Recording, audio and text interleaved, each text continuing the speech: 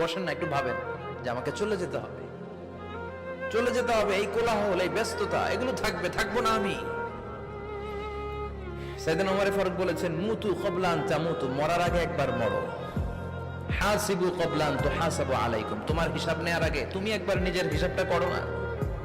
কাগজ বের করে একটু লিখো না, কি কি ভালো কাজ করছিলা যেগুলো দিয়ে নাজাতের ওসিলা হতে পারে, 1 2 3, আর কি কি আকাম কুকাম করছো দেখো না, লিখে দেখো তোমার অবস্থাটা কি। মরার আগে একবার মরো। মরার আগে খাটের মধ্যে শুয়ে শটান করে চোখ বন্ধ করে একবার মরার ভান করে দেখেন কেমন লাগে। চোখটা বন্ধ করেন আর ভাবেন আপনি নাই, কি কি হতে পারে ভাবেন।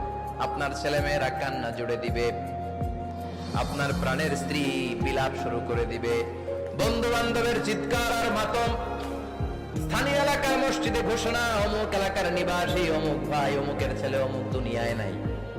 সব আত্মীয়রা চলে আসবে, ফেসবুকে স্ট্যাটাস দেয়া হবে, সবাই সবাইকে জানাবে বিকাল 4টায় অমুক হাই স্কুল ময়দানে আপনার জানাজা।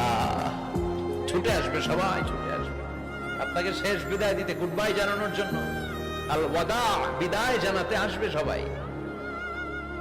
4 তাকবীর দিয়ে আপনার জানাজা হবে, অশ্রুসিক্ত জানাজায় আপনার বিদায় হবে, কাঠের খাটিয়ার মধ্যে করে কাঁধে তুলে আপনার কবরে নেওয়া হবে, আগে থেকে খুঁড়ে রাখা কবরটার মধ্যে আপনার বিছিয়ে দেয়া হবে, বাঁশের কচি দিয়ে তার উপরে মাটির চাপা দিয়ে সব চলে যাবে।